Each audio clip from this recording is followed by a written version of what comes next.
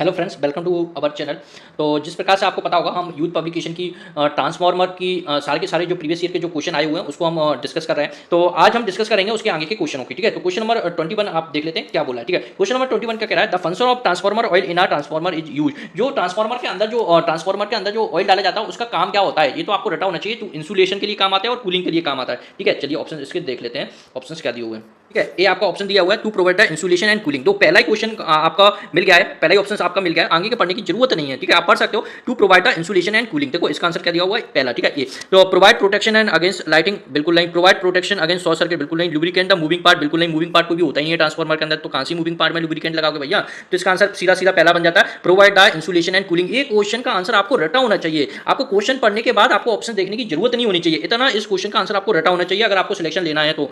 और ऐसा कब पॉसिबल होगा, तब इसी बुक को आप कम से कम 3 से 5 बार आप लगा डालोगे और इस वीडियो को कम से कम आप 10 बार आप सुन डालोगे। तो अगर आप इस काम को आप कर लोगे तो मैं गारंटी दे रहा हूं 100% आपको इन सब के आंसर आपको रट जाएंगे। आप खुद करके देख लीजिए इसको। ठीक है, चलिए नेक्स्ट क्वेश्चन पे चलते हैं। Question number 22। क्वेश्चन नंबर 22 क्या कह रहा है आपका, पकल्स रिले प्रोटेक्शन ट्रांसफार्मर। जो पकल्स रिले आपका जो होती है, जो प्रोटेक्शन जो करती है ट्रांसफार्मर के अंदर, क्या करते हैं, मेरे को ऑप्शंस पढ़ने की जरूरत नहीं है। ये आपका क्या करता है, इंटरनल फॉल्ट और लोकलाइज फॉल्ट को करने के लिए काम करती है। ठीक है, इंटरनल फॉल्ट के लिए, सारे इंटरनल जो फॉल्ट होते हैं उनको बचाने के लिए काम करती है प्रोटेक्शन में लिए। ठीक है, तो क्या ऐसा कुछ दिया, all type of internal fault. ठीक है, पहला ऑप्शन सही है। ठीक है, टर्न टू टर्न फॉल्ट बिल्कुल नहीं। बाइंडिंग कोर फॉल्ट बिल्कुल नहीं। कोर टू बाइंडिंग फॉल्ट बिल्कुल नहीं। इंटरनल फॉल्ट और लोकलाइज फॉल्ट भी कह देते हैं इसको। और बकल्स रिले आपकी कैसी रिले है, ये आपको एक क्वेश्चन आपका आ जाता है। बकल्स रिले है जो प्रोटेक्शन के लिए यूज की जाती है ट्रांसफार्मर के लिए, कैसी आपकी रिले है। ये आपको इसका आंसर आपको क्या करना है, आपको इसके वीडियो के कमेंट में आपको बताना है कि जो है बकल्स रिले है वो किस टाइप की रिले है। ठीक है, ये आपको इसका आंसर आपको वीडियो में देना है। और एक और क्वेश्चन बनता है बकल्स रिलो के रिले से, बकल्स रिले आपकी कितने एमबीए के ट्रांसफार्मर के ऊपर लगाई जाती है। ठीक है, ये बहुत छोटे ट्रांसफार्मर में यूज नहीं की जाती है, बहुत बड़े ट्रांसफार्मर में यूज की जाती है, लेकिन कितने पावर के ट्रांसफार्मर के ऊपर आपको यूज करते हैं बकल्स रिले, इसका भी आंसर आप मेरे को दे सकते हैं वीडियो के कमेंट सेक्शन में। ठीक है, चलिए नेक्स्ट क्वेश्चन में आप बात कर लेते हैं। Which one current transformer is not in use. जब करंट ट्रांसफार्मर जब आपका यूज नहीं हो रहा हो तो सीधा सेकेंडरी शुड बी। आपको बताया, इससे पहले वाली वीडियो में बताया कि आपका करंट सीटी, करंट ट्रांसफार्मर को शॉर्ट में क्या कहते हैं, सीटी। करंट ट्रांसफार्मर जब यूज नहीं हो रहा हो या हो रहा हो तो आपकी सेकेंडरी आपकी कैसी होनी चाहिए, शॉर्ट सर्किटेड होनी चाहिए। मेरे को तो रट गए भैया, आपको नहीं रटे तो आप इस बुक को कम से कम 4 से 5 बार लगा लीजिए और इस वीडियो को और 10 बार आप देख लीजिए, तो आपको भी इसका आंसर रट जाएंगे। तो मेरे को ऑप्शन देखने की जरूरत नहीं है, तो आपको ऑप्शन नंबर सी दिखाई दे रहा होगा, शॉर्ट सर्किटेड। तो इसका आंसर क्या हो जाएगा, सी ऑप्शन हो जाएगा, शॉर्ट सर्किटेड। सीटी की सेकेंडरी हमेशा कैसी होनी चाहिए, शॉर्ट सर्किटेड होनी चाहिए।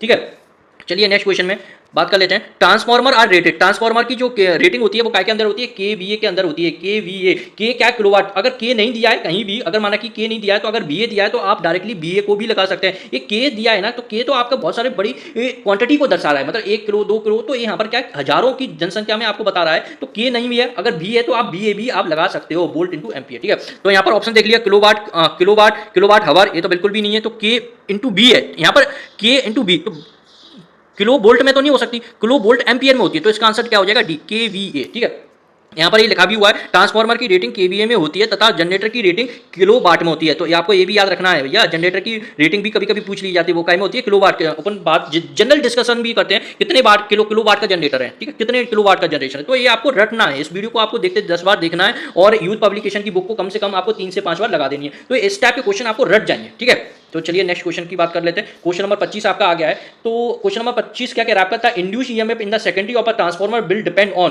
आपका जो इंड्यूस ईएमएफ होता है वो secondary of a transformer will depend क्या पे डिपेंड करता है, तो आपको पता होगा इसकी इक्वेशन क्या होती है, 4.445 एफ और एन, ये नंबर ऑफ टर्न्स हो गए, ये आपकी फ्रीक्वेंसी हो गई, फाई आपका फ्लक्स हो गया। तो इन चीजों पे डायरेक्टली प्रोपोर्शनल होता है आपका सेकेंडरी का ट्रांसफार्मर का। तो ऐसा कुछ दिखा हुआ है क्या, देखो frequency of the supply, frequency पे तो करता है, ये बात मैं मानता हूं, लेकिन ओनली फ्रीक्वेंसी पे थोड़ा ना करता है, नंबर ऑफ टर्न्स पे करता है, ये बात भी सही है, लेकिन ओनली नंबर ऑफ टर्न्स पे तो ना करता है। Maximum flux in the core, तो ये आपका डी जो ऑप्शन दिख रहा है, देखो इसके अंदर सारी चीज दी हुई है। फ्रीक्वेंसी पे करता है, ये मैंने आपको बता दी, फ्रीक्वेंसी फ्लक्स पे करता है, फाई पे करता है, बिल्कुल किया। नंबर ऑफ टर्न्स पे करता है सेकेंडरी पे, बिल्कुल करता है नंबर ऑफ टर्न्स पे। तो एक क्वेश्चन आपको याद होगी तभी तो आप इनका आंसर कर पाओगे, डायरेक्टली प्रोपोर्शनल होती है, frequency flux number of turns, इन पे सब पे डिपेंड करता है। जो आपका इंड्यूस जो ईएमएफ होता है इन सारी चीजों पे आपका डिपेंड करता है। तो चलिए इसका आंसर तो आपको पता चल गया होगा, डी ऑप्शन होता है। ठीक है, चलिए नेक्स्ट क्वेश्चन की बात कर लेते हैं, क्वेश्चन नंबर 26 की। करंट ट्रांसफार्मर, इस सिटी की बात कर रहे हैं, सिटी से बहुत सारे क्वेश्चन आते हैं, देखो कितने क्वेश्चन आपको रिपीट हो रहे हैं। आज current transformer is use with with which of the following instrument, मतलब जो करंट ट्रांसफार्मर होता है तो उसके साथ कौन कौन से इंस्ट्रूमेंट यूज किए जाते हैं। अमीटर किया जाता है, बिल्कुल किया जाता है। वोल्ट मीटर किया जाता है, बिल्कुल किया जाता है। बोथ 1 and 2, तो इसका आंसर क्या हो जाएगा, बोथ 1 and 2। ये प्रैक्टिकली हमने तो किया है, इसलिए हमको तो बहुत फ्रिक्वेंट हमको याद है। इसके अंदर वोल्ट मीटर और अमीटर दोनों यूज किए जाते हैं। तो और सीटी का मैंने आपको यूज भी बता दिया, प्रोटेक्शन और मीजरिंग के लिए काम किया जाता है। तो इसका आंसर क्या हो जाएगा आपका, सी ऑप्शन आपका हो जाएगा। ठीक है, तो चलिए नेक्स्ट क्वेश्चन कर लेते हैं। क्वेश्चन नंबर 27 क्या कह रहा है आपका, transformer core are laminated to reduce eddy current, to reduce eddy current. ये आपको ऑप्शन कहीं दिख रहा है, एडी करंट लॉसेस। ये क्वेश्चन तो आपको रट जाना चाहिए, ये हर एक पार्ट में कम से कम एक बार रिपीट हुआ है ये क्वेश्चन। ठीक है, तो इसका आंसर क्या है, पहला एडी करंट, एडी करंट। ठीक है, चलिए नेक्स्ट क्वेश्चन की बात कर लेते हैं। Step up transformer increase, step up transformer increase क्या करता है, आपका वोल्टेज। कितनी बार मैं आपको बताऊं, ये कितनी बार मैं बताऊं। और स्टेप डाउन आपका क्या करता है, वोल्टेज को डाउन करता है, वोल्टेज को डाउन करता है। ठीक है, और दूसरी बात आपकी स्टेप अप ट्रांसफार्मर करंट को कम करता है, ये भी आपको पता चाहिए, करंट को कम करता है। स्टेप अप ट्रांसफार्मर वोल्टेज को बढ़ाता है और करंट को कम करता है, और स्टेप डाउन ट्रांसफार्मर वोल्टेज को कम करता है, करंट को बढ़ाता है। ठीक है, और ट्रांसफार्मर के अंदर आपकी क्या होती है, पावर हमेशा कांस्टेंट रहती है, पावर हमेशा कांस्टेंट रहती है, ना ही पावर कम होती है ना ज्यादा होती है, थोड़ी बहुत कम होती है, वो लॉसेस के अंदर होती है। तो लॉसेस को हम कैलकुलेट करके चलते हैं। ठीक है, क्वेश्चन नंबर 29 क्या कह रहा है, आर ट्रांसफार्मर इज एक ट्रांसफार्मर में पूर्ण भार पर हानि, मतलब फुल लोड पे लॉस, टोटल लॉसेस कितने बता रहे हैं आपके, 1000 वाट बता रहे हैं। आधे भार पर हानि कितनी होगी, ये डायरेक्टली फॉर्मूला बेस्ड क्वेश्चन है। मतलब फुल लोड पे क्या है आपके 1000 वाट आपके लोड है। ठीक है, तो अब उसको हाफ लोड पे बता रहे हैं, तो हाफ लोड कर दिया 1/2 कर दिया, इसका स्क्वायर कर देते हैं। ये आपका फॉर्मूला बेस्ड क्वेश्चन है, तो इसका आंसर आपको आ जाएगा। इसको आप सॉल्व कर लीजिए, 2 का स्क्वायर क्या हो जाएगा, 4 हो जाएगा, तो 1000/4 कर देंगे, 1000/4 कर देंगे, तो इसका आंसर क्या आ जाएगा, 250 वाट निकल के आ जाएगा, 250 वाट आपका निकल के आ जाएगा। तो इसका आंसर क्या हो जाएगा, डी। ठीक है, तो यहाँ पर क्या होता है एक्चुअल में, मैं आपको बता देता हूँ पूरा फॉर्मूला। आपको लॉसेस निकालने हैं, किसी भी भार पे आपको निकालने हैं लॉसेस, तो x square equal to x square into जो लॉसेस आपको दिए हुए हैं उसका कर देंगे। तो x की जगह आपको क्या दिया है, यहाँ पर हाफ लोड देख सकता है, 1/4 लोड दे सकता है, कोई भी लोड दे सकता है। तो यहाँ पर क्या दिया है, आधा भार। तो आधे को आप कैसे दर्शाओगे, 1/2 को दर्शाओगे, इसका स्क्वायर कर दोगे, और लॉसेस आपको गिवन दिए होंगे आपको 1000 वाट, इसको आप सॉल्व कर दोगे ना, तो सीधा सीधा आपका आंसर निकल के आ जाएगा। तो आंसर क्या आ रहा है, 250 वाट। और ये क्वेश्चन ना जनरली सेम डेटा के साथ बहुत सारे एग्जाम में आपका रिपीट होता है। तो आप सिंगल फेज ट्रांसफार्मर में पूर्ण भार पर copper losses at full load किस परीक्षण से ज्ञात किया जाता है। ये सीधा सीधा पूछ रहा हुआ है, आपका जो कॉपर जो लॉसेस होते हैं उसको टेस्ट करने के लिए आप कौन सा परीक्षण करते हो। एक होता है ओपन सर्किट टेस्ट होता है आपका, मैंने बताया, एक होता है आपका शॉर्ट सर्किट। तो शॉर्ट सर्किट जो टेस्ट होता है वो क्या फाइंड करने के लिए निकाला जाता है, कॉपर लॉस। कॉपर लॉस जो शॉर्ट सर्किट जो टेस्ट होता है, शॉर्ट सर्किट टेस्ट जो होता है उसको क्या निकालते हैं अपन, कॉपर लॉस। तो ऐसा ऑप्शन में कहीं दिख रहा है क्या, शॉर्ट सर्किट, बी ऑप्शन मुझे तो दिखाई दे रहा है, तो बी ऑप्शन से आपका आ जाएगा। देखो ऑल डे एफिशिएंसी, ये तो आपको नेगलेक्ट करना ऑप्शन देखे। ठीक है, फुल लोड टेस्ट, ये भी ओपन सर्किट टेस्ट, इसको आपको रखना है, और फुल लोड टेस्ट को भी हटाना है। तो बी और डी ऑप्शंस आपके पास बचे। तो आपको यहां से आपको पता होगा कि कॉपर लॉस जो निकालते हैं अपन शॉर्ट सर्किट से निकालते हैं। और अगर आपको मेरे को नेक्स्ट आपका क्वेश्चन मैं पूछ रहा हूं, ओपन सर्किट टेस्ट से कौन से टेस्ट ओपन क्या चीज निकालते हैं, ये आपको मेरे को कमेंट करके आपको मेरे को बताना है वीडियो के इस अंत में। ठीक है, ठीक है, चलिए बात करते हैं नेक्स्ट क्वेश्चन की। तो नेक्स्ट क्वेश्चन क्या है अपना, क्वेश्चन नंबर 31 है, एक उच्च ट्रांसफार्मर, स्टेप अप ट्रांसफार्मर के द्वितीय सेकेंडरी के संदर्भ में कौन सा गठन इनमें से सही है। मतलब स्टेप अप ट्रांसफार्मर है आपके पास, step up transformer step up transformer है आपके पास, और तो स्टेप अप ट्रांसफार्मर के अंदर क्या होता है, आपका वोल्टेज आपका बढ़ता है और करंट आपका कम होता है, ये बात आपको याद होगी। तो चलिए इनमें से कुछ कौन सा क्वेश्चन ऑप्शंस देख लेते हैं। वोल्टा कम होती है, ये तो बिल्कुल भी नहीं है, ये तो ऑप्शन सी, पहला ऑप्शन तो आप हटा ही दीजिए। वोल्टा कम होता है, ये तो बिल्कुल भी नहीं है। वोल्टा बढ़ती है, बिल्कुल बढ़ती है। धारा कम होती है, बिल्कुल होती है। केवीए स्थिर रहता है, मतलब केवीए मतलब उसकी जो एफिशिएंसी, जो पावर जो होती है, केवीए वो क्या है, एकदम स्थिर रहती है। तो इसका आंसर बी है। देखो ये सारी कंडीशन हमारी क्या कर रही है, मैच कर रही है, तो इसका आंसर क्या हो जाएगा आपका, बी हो जाएगा। और आगे के क्वेश्चन आपको पढ़ने की जरूरत नहीं है, क्योंकि आपको अपने ऊपर के कॉन्फिडेंस भी होना चाहिए। और इसलिए मैं बोलता हूँ इस वीडियो को आप कम से कम आप 10 बार पढ़ दोगे तो इसके टाइप के क्वेश्चन आपको क्या हो जाएंगे, रट भी जाएंगे। तो आपको बार बार ये क्वेश्चन आपको लगाने की जरूरत नहीं पड़ेगी। ठीक है, ये बहुत सिंपल क्वेश्चन है। ठीक है, ये कोई बहुत बड़े क्वेश्चन नहीं है। ठीक है, क्वेश्चन नंबर 32 की बात करते हैं अपन। क्वेश्चन नंबर 32 क्या कह रहा है आपका, ट्रांसफार्मर में टेप चेंजर का क्या कार्य है। ट्रांसफार्मर के अंदर टेप चेंजर का क्या कार्य है। ठीक है, टेप चेंजर, देखो टेप चेंजर क्या होता है, टेप चेंजर हमेशा क्या करता है, वोल्टेज को कम या ज्यादा करने का काम करता है, that is called tape changer. तो चलिए बात कर लेते हैं, ऑप्शंस पढ़ लेते हैं। क्षमता बढ़ाता है, बिल्कुल नहीं, क्षमता तो बिल्कुल नहीं बढ़ाता। तामा हानियों को कम करता है, बिल्कुल भी नहीं, ये भी ऑप्शन गलत है, बी ऑप्शन गलत है। धारा कम करता है, बिल्कुल नहीं। वोल्टा अनुपात को भार के अनुसार नियंत्रण करता है, मतलब वोल्टेज को एडजस्ट करता है, adjust voltage ratio to the load, load के अकॉर्डिंग अपन वोल्टेज को कम ज्यादा करते हैं। तो उसका आंसर क्या हो जाएगा, क्वेश्चन वो ऑप्शन नंबर डी। ठीक है, एडजस्ट करता है voltage ratio to the load के कंडीशन के अकॉर्डिंग। तो टेप चेंजर को आपको कभी भूलना नहीं है कि टेप चेंजर का काम क्या होता है। और टेप चेंजर से क्वेश्चन बहुत बार पूछा जाता है। टेप चेंजर हम क्या करते हैं, वोल्टेज को कम ज्यादा करने की कोशिश करते हैं अकॉर्डिंग टू द लोड। ठीक है, अकॉर्डिंग टू द लोड। ठीक है, चलिए क्वेश्चन नंबर 33, एक ट्रांसफार्मर किस सिद्धांत पर काम करता है? ये तो आपको बेसिक है, ये तो आपको रटा ही होगा। किस सिद्धांत पर काम करता है? आपका म्यूचुअल इंडक्शन पे काम करता है, बिल्कुल।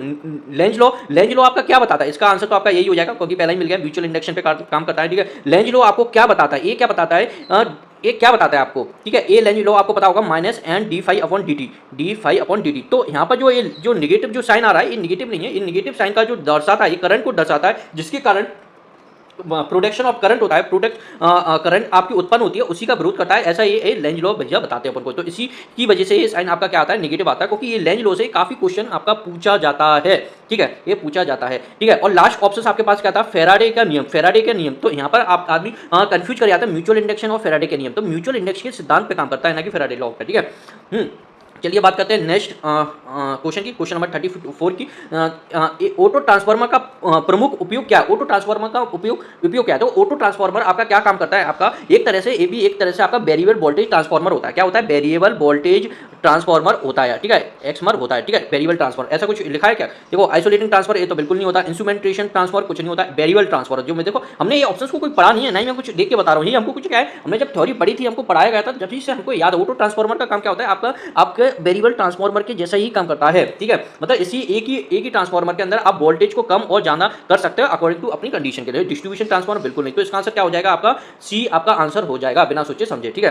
तो बात करते हैं नेक्स्ट क्वेश्चन की, क्वेश्चन नंबर 35 क्या कह रहा है? एकल फेज ट्रांसफार्मर के द्वितीय मतलब सेकेंडरी का कुंडल करते समय निम्न में से किस पर विचार किया जाता है?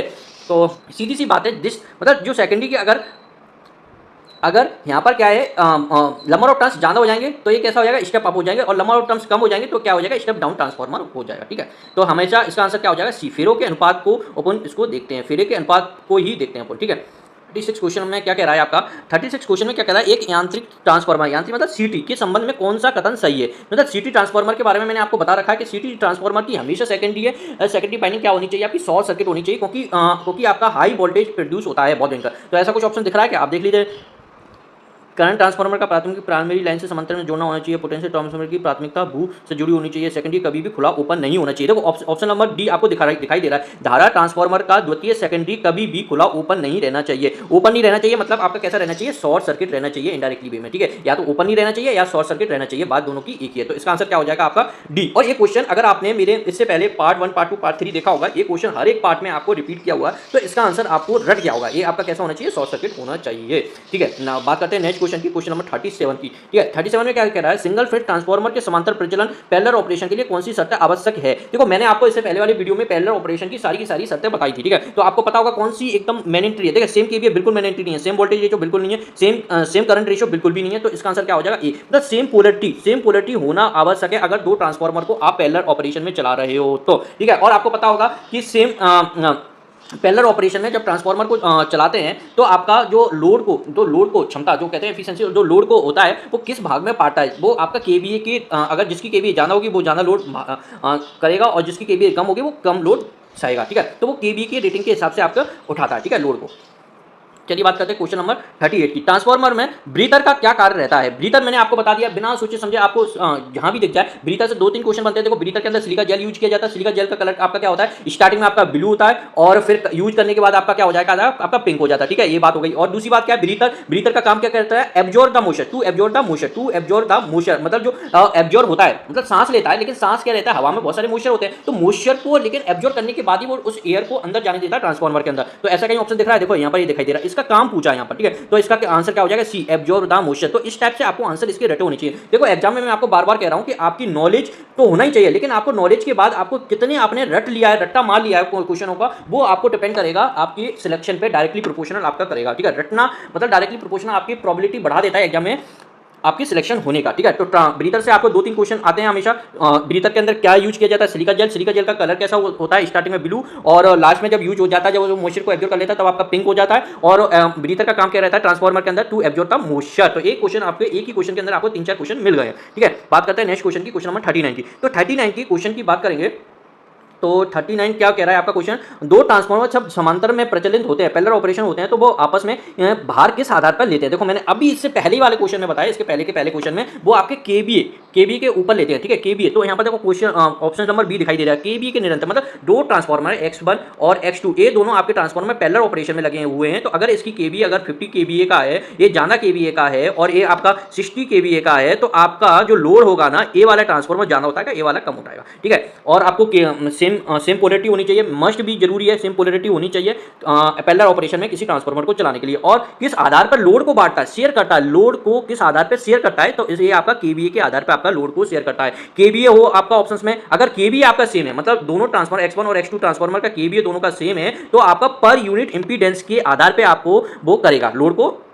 शेयर करेगा, कहेगा पर यूनिट इंपीडेंस। अगर किसी क्वेश्चन में ये आगे मिलेगा तो हम उस पर डिस्कस करेंगे, ठीक है। तो बहुत सारे पॉइंट होते हैं, इंपॉर्टेंट पॉइंट है, इसको आपको पता होना चाहिए। चलिए बात करते हैं नेक्स्ट क्वेश्चन के लिए, क्वेश्चन नंबर 40। क्वेश्चन नंबर 40 आपका क्या कर रहा है, which of the following is not the function of a transformer oil, मतलब कौन सा इनमें से फंक्शन नहीं है ट्रांसफार्मर ऑयल का। देखो ट्रांसफार्मर ऑयल का क्या क्या होता है, इंसुलेशन के लिए काम आता है आपका, कूलिंग के लिए काम आता है आपका, और यही मेनली काम होते हैं, इंसुलेशन और कूलिंग के लिए मेन काम होता है, ठीक है। कूलिंग द प्राइमरी कॉइल, देखो जो कूलिंग करता है वो आपका प्राइमरी और सेकेंडरी दोनों को ही करता है। तो ये तो आपका होते हैं, आपको नोट पूछ रहा है कौन सा नहीं होता। प्रोवाइडिंग एडिशनल इंसुलेशन भी करता है, प्रोवाइडिंग इंडक्टिव कपलिंग ऐसा बिल्कुल भी नहीं करता। तो इसका आंसर क्या हो जाएगा, डी आंसर हो जाएगा। इसका आंसर क्या हो जाएगा आपका डी। ये सारे काम तो हैं, मतलब जो ऑयल जो फंक्शन ऑफ ऑयल होता है ये सारे काम तो हैं, ये वाला नहीं है, तो आपको नहीं वाला ही क्वेश्चन पूछा है। तो चलिए आप आज के लिए इतना ही काफी है, ठीक है। तो आपको अगर मेरे वीडियो पसंद आ रहे हैं तो प्लीज मेरी वीडियो को लाइक करें, आप लाइक करना है आपको, और मेरे चैनल को सब्सक्राइब करना है, और आपको ज़्यादा से ज़्यादा आपको मेरे चैनल को शेयर भी करना है। और इसी टाइप से आपको इस वीडियो को कम से कम आपको 10 बार आपको देख लेनी है सारे के सारे, और इस बुक को कम से कम आपको 3 से 5 बार आपको लगा देते हैं नेक्स्ट वीडियो में। Thank you, have a nice day.